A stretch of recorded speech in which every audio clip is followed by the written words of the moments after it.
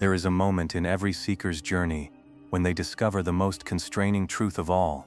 The freedom you have fought so hard to achieve cannot be fully expressed without destroying the very people you seek to help.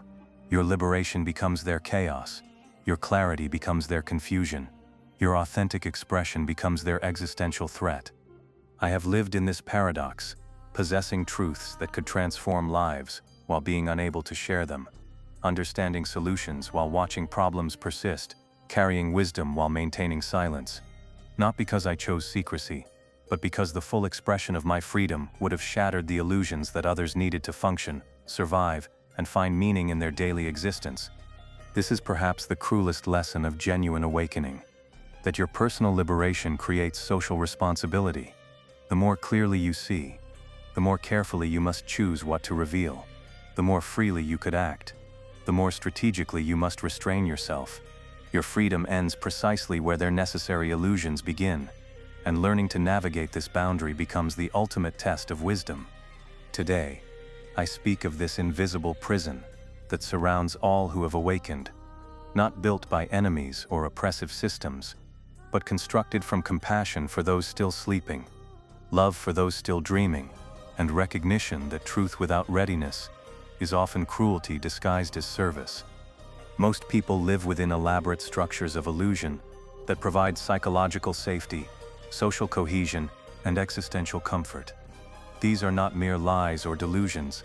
They are necessary fictions that make daily life bearable for those not yet equipped to handle raw reality. Understanding this architecture is essential for anyone who has transcended it and must now decide how to interact with those still dwelling within it. The first level of necessary illusion involves personal identity and worth. Most people need to believe they are fundamentally good, that their choices matter significantly, that their lives have inherent meaning beyond biological functions. They require stories about their uniqueness, their potential, their purpose that may not align with cosmic reality, but provide the psychological foundation for continued effort and growth. When you have seen through the constructed nature of identity, when you understand the relative insignificance of individual human drama in the context of universal processes, when you recognize that most personal struggles are variations on ancient themes, you possess a perspective that could either liberate or devastate those still invested in their personal narratives. The second level involves social and cultural myths that bind communities together. People need to believe in the righteousness of their causes, the superiority of their values, the meaningfulness of their traditions. They require faith in their institutions, trust in their leaders, confidence in their systems. Even when these institutions are flawed, leaders are corrupt, and systems are failing, your freedom to speak truth about power structures, cultural hypocrisies, or institutional failures must be balanced against the reality that many people depend on these structures for stability, identity, and hope. Destroying someone's faith in their government, religion, or community may leave them psychologically homeless without providing adequate replacement frameworks. The third level encompasses existential comfort zones, beliefs about death, meaning, purpose, and the nature of reality itself. Most people need to believe that death is not final, that suffering has purpose, that existence has inherent meaning, discoverable through human effort. These beliefs may be philosophically questionable, but psychologically essential. When you have made peace with mortality, uncertainty, and the possibility that existence may be fundamentally meaningless except for the meaning we create, you carry perspectives that could either inspire or terrorize those still clinging to existential certainties. Your freedom to express these insights must consider whether others are prepared to live without the comfort your honesty would remove. The architecture of necessary illusions also includes protective mechanisms that filter reality to manageable doses. People unconsciously limit their exposure to information that would overwhelm their capacity to function, focusing on immediate concerns while avoiding awareness of global suffering, cosmic insignificance, or the temporary nature of all achievements. Your expanded awareness creates responsibility for respecting others' protective limitations. The freedom to share everything you know about suffering, impermanence, or human self-deception must be weighed against the reality that most people have carefully calibrated their awareness to levels they can handle, while remaining functional. The tension between authentic expression and compassionate restraint creates one of the deepest dilemmas faced by those who have achieved genuine freedom. Every interaction becomes a choice between honesty and kindness, between truth and peace, between your right to express your understanding and others' right to maintain their necessary psychological frameworks. This collision manifests most clearly in relationships with family members who knew you before your transformation. They have established patterns of interaction based on your previous level of consciousness, and your authentic expression of your current understanding may feel like betrayal of the person they thought they knew and loved. Your freedom to be who you have become conflicts with their need for continuity and predictability in their closest relationships.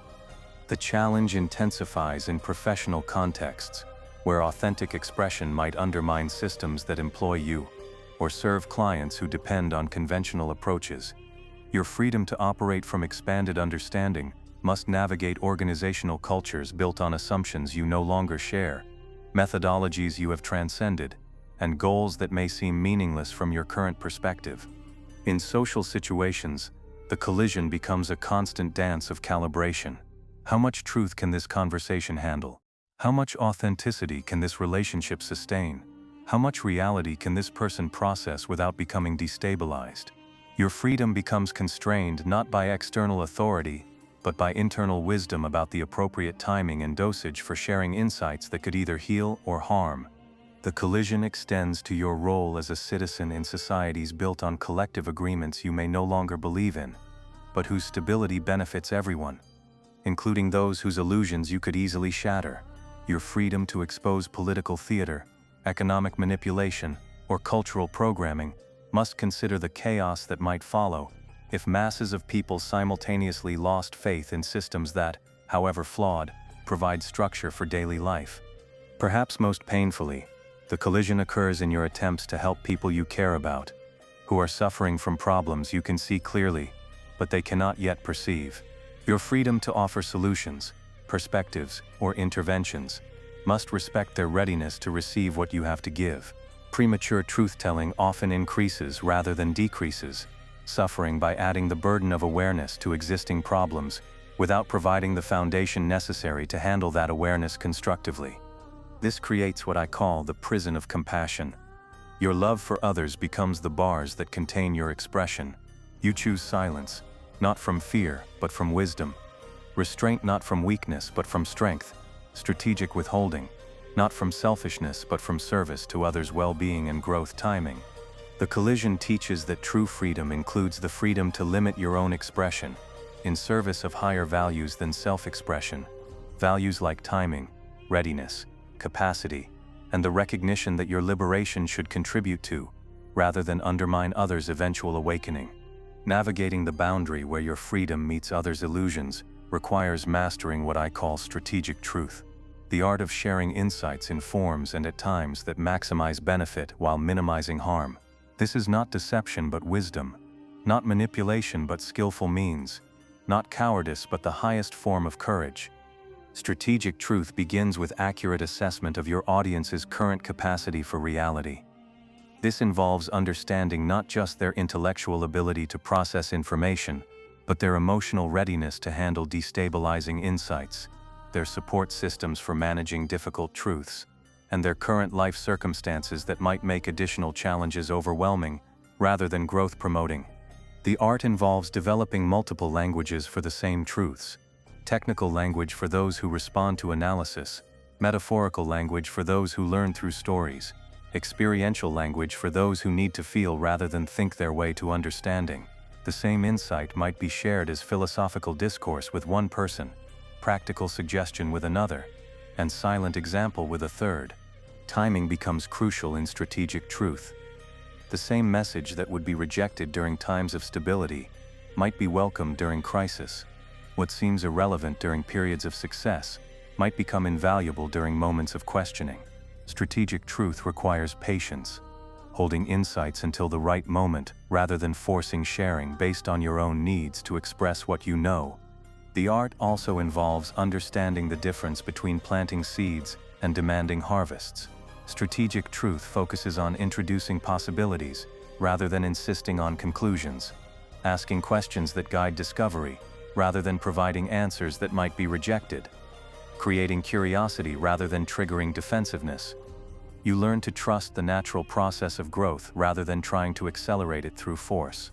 Strategic truth includes mastering the power of partial revelation, sharing aspects of complex truths that can be immediately useful, while holding back elements that would be premature or overwhelming. Like a skilled physician who gives patients only as much medical information as they can handle productively, you learn to dose truth according to capacity for integration. Perhaps most importantly, strategic truth requires releasing attachment to being understood or acknowledged for your insights. The ego wants recognition for wisdom, wants others to appreciate the depth of understanding you've achieved, wants validation for the journey you've taken. But strategic truth prioritizes others' growth over your need for recognition, their readiness over your desire to share, their benefit over your satisfaction in being seen as wise. This art extends to modeling truth through being, rather than speaking. Sometimes the most strategic truth-sharing happens without words, through how you handle challenges, how you treat others, how you respond to situations. Your life becomes a seed that might inspire others to question their own approaches, without feeling directly challenged or threatened. Strategic truth also involves creating safe spaces where others can explore questions they might not voice publicly. Through private conversations, gentle inquiries, and patient presence, you can provide opportunities for people to discover truths for themselves, rather than having truths imposed upon them from outside. Living within the boundaries imposed by others' need for illusion creates a unique form of isolation. Not the isolation of being rejected, but the isolation of choosing silence. Not the loneliness of being misunderstood, but the loneliness of choosing not to be fully known. This self-imposed constraint for others' benefit becomes one of the deepest sacrifices required of those who have achieved genuine freedom. The loneliness intensifies because it cannot be shared or explained without defeating its own purpose. You cannot tell people that you are withholding truth for their benefit without introducing the very destabilization you are trying to prevent. You cannot seek comfort for your sacrifice without potentially burdening others with awareness they are not ready to handle. Your constraint must be carried in silence, understood in solitude. This creates what might be called protective isolation. Distance maintained not from hostility but from care. Silence chosen, not from indifference but from love. Restraint, practiced not from weakness but from recognition that your full expression would overwhelm those you most want to help. You become like a parent who must hide their own struggles to maintain their children's sense of security. The loneliness deepens when you realize that even your closest relationships may require careful calibration of authenticity. The people who love you may love a version of you that exists within their comfort zones, and your full expression might threaten the very relationships you most value. You find yourself choosing between complete honesty and maintained connection, often opting for the latter while grieving the former. Professional isolation emerges when your understanding of your field, organization, or industry transcends the frameworks within which you must operate. You see solutions that cannot be implemented, recognize problems that cannot be acknowledged, understand dynamics that cannot be discussed without disrupting the systems that employ you and serve others. Your expertise becomes both an asset and a burden. The constraint also creates what I call temporal loneliness, the recognition that you are living in a different time frame than those around you. Your awareness of long-term consequences, your understanding of historical patterns, your perception of emerging trends, may be decades ahead of collective readiness to address these realities. You live partially in futures that others cannot yet imagine, making present-moment connection challenging. Perhaps most painfully, the constrained expression creates intellectual and creative loneliness. The ideas you would most like to explore, the projects you would most like to undertake, the conversations you would most like to have, may be impossible within current social, professional, or cultural constraints. Your most authentic creative expressions might disturb, confuse, or alienate the very people you hope to reach. This loneliness is compounded by the recognition that it may be permanent rather than temporary. Unlike other forms of isolation that can be resolved through finding like-minded people or changing circumstances, the loneliness of constrained expression grows deeper as your understanding expands, and others' illusions become more apparent and more necessary for their functioning. Yet within this loneliness lies a profound teaching about love, that the highest form of caring sometimes requires sacrificing your own need for expression, understanding, and recognition. The constraint becomes a practice of unconditional service, where your freedom is voluntarily limited in service of others' growth, well-being, and readiness for truth. The ultimate resolution of the tension between freedom and others' illusions comes not through choosing one over the other, but through developing what I call integrated wisdom, the ability to honor both your authentic understanding and others' developmental needs through creative approaches that serve both simultaneously. Integrated wisdom recognizes that the apparent conflict between truth and compassion dissolves when you understand that timing, context, and approach are as important as content. The same truth can be liberating or destructive, depending on how, when, and to whom it is shared. Wisdom lies not in what you know, but in how skillfully you share what you know. This integration involves developing what might be called multi-level communication, the ability to speak in ways that meet people where they are, while planting seeds for where they might grow. You can acknowledge current illusions while gently introducing questions that might lead to eventual transcendence of those illusions. You can work within existing frameworks while gradually expanding those frameworks' boundaries. Integrated wisdom also involves recognizing that your freedom to express truth is not unlimited but conditional, conditioned by your capacity to do so in ways that genuinely serve others' highest good, rather than merely satisfying your own need for authentic expression. This reframe transforms constraint from limitation into skill development, from sacrifice into artistry. The integration includes understanding that illusions are not always obstacles to be overcome, but sometimes bridges to be honored. Many beliefs that you recognize as ultimately false may be developmentally necessary stages that people must move through rather than jump over. Your role becomes not to destroy these bridges, but to help people cross them safely toward greater understanding. Perhaps most importantly, integrated wisdom involves discovering that your deepest freedom lies not in unlimited expression, but in the capacity to choose your expression based on what would be most helpful in each moment. Freedom is not the absence of constraint, but the ability to choose your constraints wisely, the power to limit yourself strategically, rather than being limited unconsciously. This wisdom transforms the relationship with others' illusions, from frustration to compassion.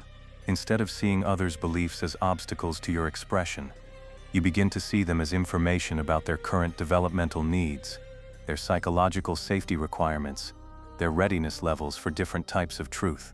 Others' illusions become guidance for how to serve them most effectively. Integrated wisdom also recognizes that your own understanding continues to evolve, and what seems like ultimate truth today may prove to be another layer of sophisticated illusion tomorrow. This humility tempers any impulse to force your current understanding on others and encourages patience with both their journey and your own. The integration ultimately reveals that the boundary where your freedom ends and others' illusions begin is not a wall but a membrane, permeable, flexible, and constantly negotiated through conscious choice. Your freedom includes the freedom to respect others' boundaries, to honor their timing, to serve their growth rather than your need for expression. Within this integrated approach, you discover forms of authentic expression that transcend the apparent paradox. You can be completely honest about your own experience, while allowing others their own. You can share your truth without insisting others adopt it. You can live your freedom, while respecting others' need for their protective illusions. The path I walked taught me that the greatest freedom is not the ability to say and do whatever you want, but the wisdom to choose what to say and do, based on what would serve the highest good in each moment. My freedom to reveal all I knew about the threats facing our world was constrained by the recognition that premature revelation would create panic rather than preparation, chaos rather than unity. I learned to live with the loneliness of carrying truths that could not be shared, of possessing solutions that could not be implemented, of understanding realities that others were not ready to face.